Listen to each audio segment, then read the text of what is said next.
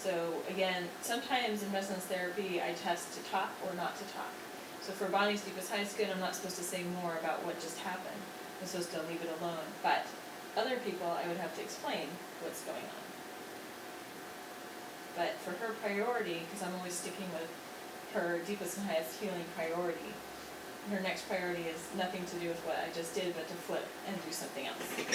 Otherwise it gets bogged down in the details and there's no sense in that. So what happened too is your crown got much clearer. From here all the here up got a lot clearer too. So there's more light, not just, but there's more light above. People that may not understand energetics yet. Mm-hmm.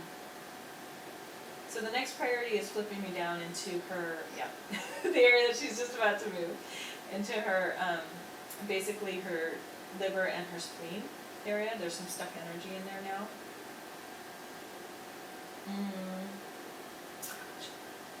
So there's a lot of stuck energy right now, Bonnie, in your spleen. So what are you mostly worried about? Going on. Okay. Mostly worried about going home. Returning to Canada, because this is and I haven't Okay. So everything she said is basically true in the name of the light. We explained that a bit last night in terms of we're always testing true in the name of the light, because if you're not in truth, you will not heal. You'll be distracted and you'll spend your energy on things that are not healing.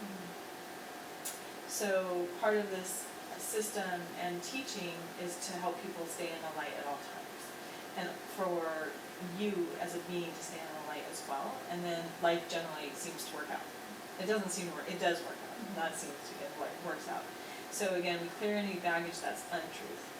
But your deepest, highest good, even though what you said is mostly true, or basically true, I would say, there's something else. And so I'm going to go back to the past days to look at your intake form and see if there's a higher priority to look at.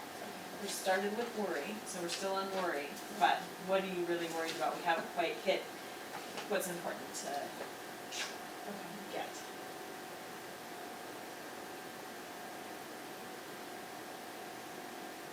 Part of you, when I talk to your spleen, part of your spleen says you're worried about what other people will think about you when you get home.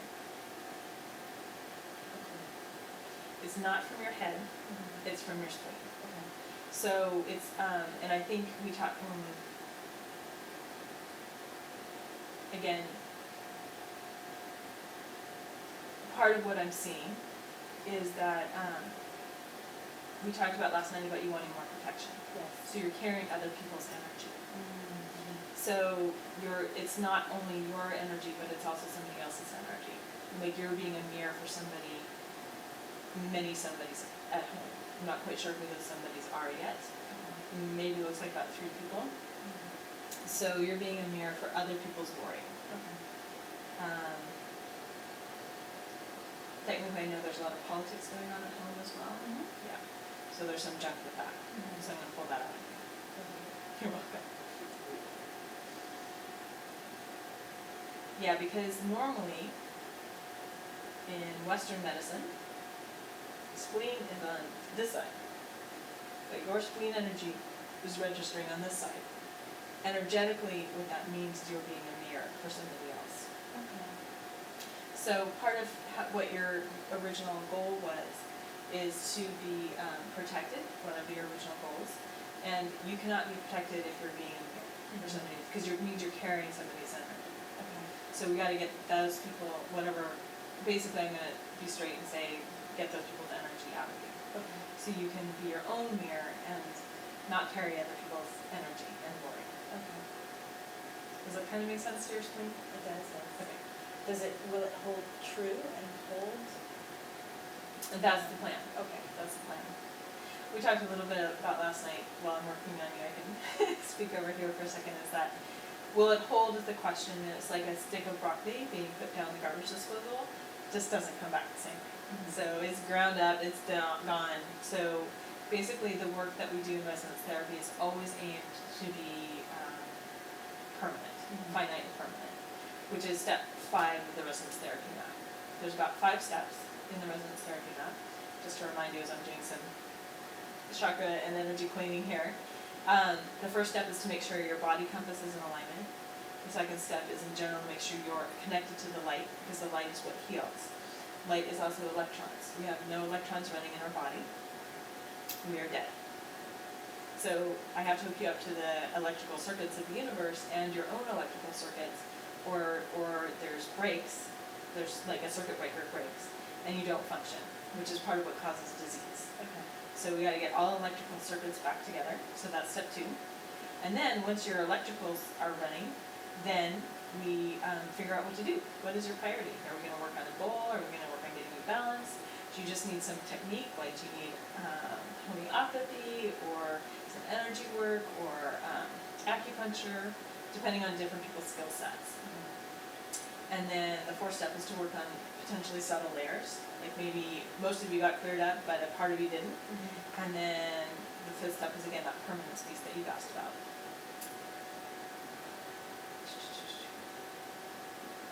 Yeah, but sometimes you have to work with subtle layers when things don't clear. And which is part of resonance therapy. It's like, sometimes as naturopaths, completely, I know we've had some of this conversation before, but it's completely frustrating because how do you really get somebody well? And how do you, with all the tools in the universe, what tools are really appropriate for somebody? So resonance therapy is to find the right tool for the right person, the right place, the right time, hopefully get rid of it permanently, and not just temporarily. And if you use the right resonance, that tool will usually take care of it, not only in the now, but permanently. And there's other ways to do permanence, so we teach about that in a class more in depth, unless it comes up in the middle of the explain it more.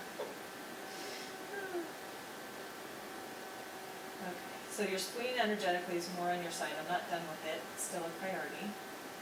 It's now your spleen instead of over here. It's more where it should be.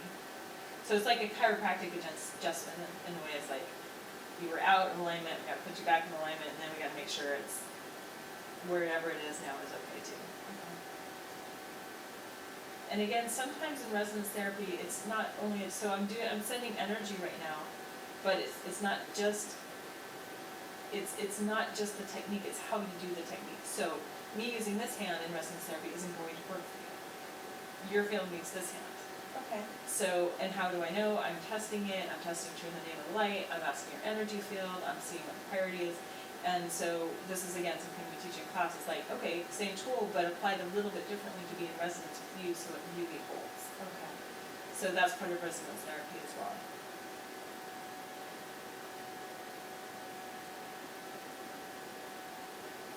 Yeah, for some reason your spleen pancreas is really needs help. Okay. It's really rocked. Okay. Yeah. That's not surprising. Do you want to say more about that while I'm clearing? Well, if I feel like I haven't been protected, so I feel like I've been just invaded, pretty much. So it's not surprising that I would be a mirror, right? To whom, probably everybody, Exactly. right? Exactly. Yeah.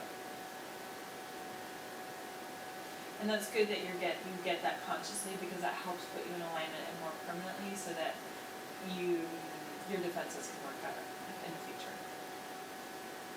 So your spleen now says, leave me alone, I've had enough. Okay. And there's partly in resonance therapy, there's a time when somebody starts to look quote unquote cooked. Like they've had enough energy, and that's partly how we avoid overload as well. It's like somebody's energy field says done, like cooked. There's different ways it communicates, but I hear done, cooked. So I'm starting to hear that done, cooked. So I'm going to check on if there's any other layers we can work on tonight to do a clearing. But as I work on that, again, I'm doing about 2 things at once for your Tikasana is good. Sometimes I slow down and only do 1 thing, or sometimes I'm doing 3 things, or sometimes I'm doing hundreds of things at once. It's going to be what resonates for you. But going back to you, is that while I'm doing this clearing, is there anything else you want to say verbally, like how you're feeling? Let me see. I know today I felt a lot of worry, so that also does make a lot of sense. And I don't know how to put it in words, but it felt like a longing, like in my heart.